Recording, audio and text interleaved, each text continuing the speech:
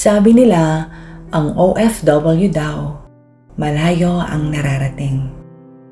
Pero malayo rin ang nararamdamang sakit.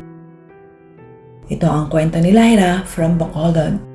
28 years old, isang anak na piniling mangibang bansa dahil sa pag-ibig, hindi sa kanyang sarili, kundi para sa kanyang pamilya. At tulad ng maraming OFW, hindi niya alam na ang pinakamahirap na laban ay ang mga huling sandaling hindi ka na nakauwi. Umaga ng pag-alis niya, magkahawak kamay sila ni Nanay Minda. "Anak, kaya mo ba talaga to? Malayo ka sa amin." "Nay, para po sa gamutan niyo, para sa future natin." Paano kapag nalungkot ka? Wala akong kayakap." "Nay, kay Lord po kayo kumapit ha. Babalik po agad ako." Pero ang totoo, natatakot si Lyra. Hindi lang niya ito maipakita sa kanila.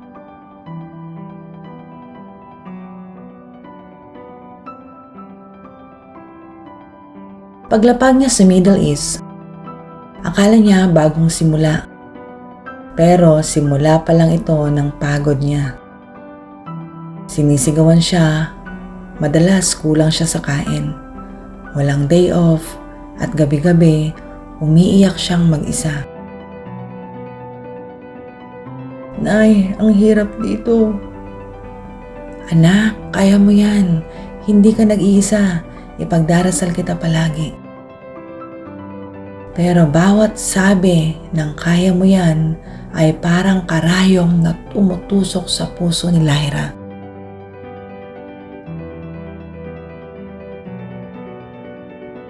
Tatlong buwan na siya roon, pero pakiramdam niya 3 taon na siya. Hindi niya masabi kay nanay na napapagalitan siya kahit wala siyang kasalanan. At hindi rin niya masabi na nasasaktan siya kapag nagkakamali. Tiniis niya ang lahat para sa pamilya.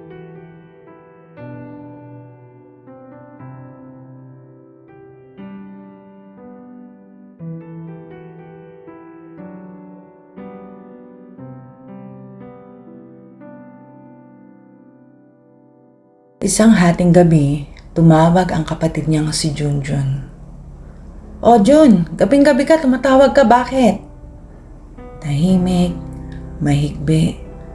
Doon na niya naramdaman. "Ate, si nanay nasa ospital." "Ano? Bakit? Anong nangyari?" "Inatake ate, ginagamot siya ngayon. Huwag ka munang magpanik ate." Pero paano hindi siya magpapanik? Malayo siya, wala siya roon, hindi nga mahawakan ang kamay ni nanay. Bumagsak si Lyra sa sahig habang umiiyak.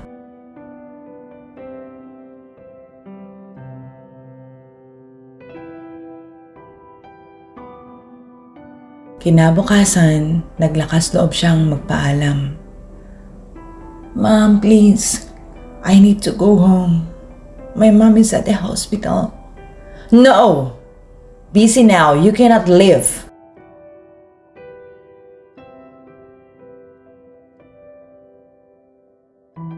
At doon siya tuluyang nadurog. Gusto niyang sumigaw. Gusto rin niyang tumakbo pauwi. Pero wala siyang magagawa.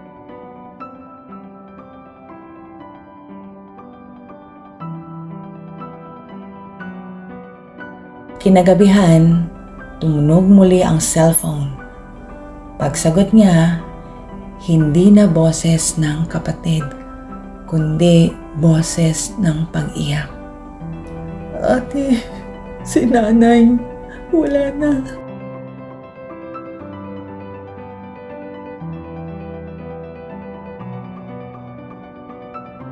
At dito huminto ang mundo ni Lyra.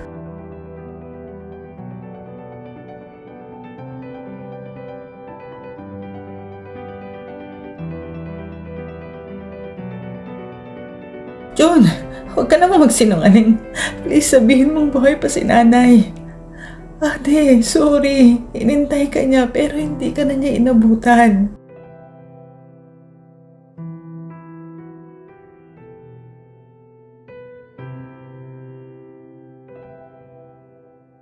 At dito, nabitawan niya ang kanyang cellphone. Napasigaw, napaluhod, at bumigay ang buong pagkatao niya.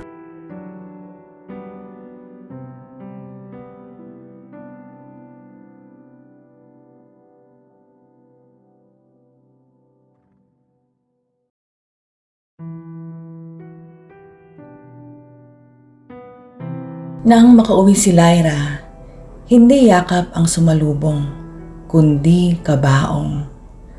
Lumapit siya, nanginginig, at hinawakan ang malamig na kamay ni nanay. Nay, sorry. Sorry kung hindi kita nahawakan. Sorry kung hindi ako nakauwi.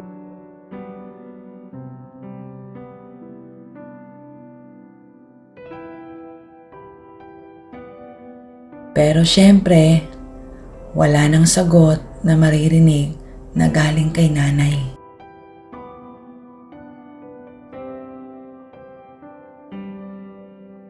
Marami sa ating OFW ang lumalaban araw-araw para sa pamilya, kahit kapalit nito ang sariling lungkot, pagod, at minsan, pagkawalan.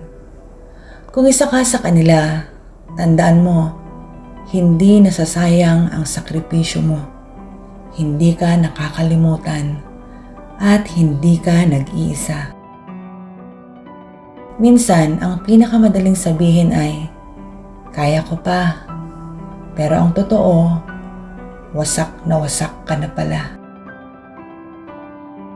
Pero kahit ganun pa man, lagi nating tandaan na may Diyos na nagtataguyod sa'yo.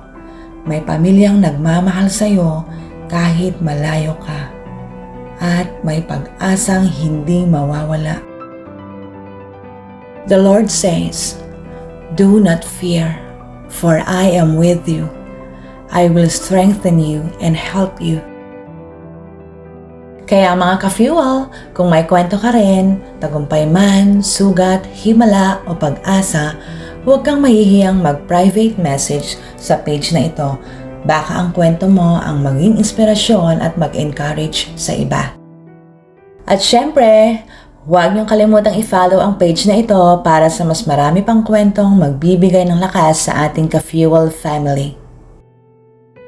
At kung gusto niyo pa ng maraming stories, verses at encouragement, isubscribe niyo na rin ang YouTube channel ko.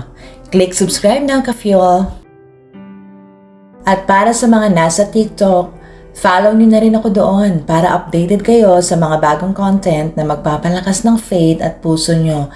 God bless ka-fuel family, laban lang, hindi ka nag-iisa.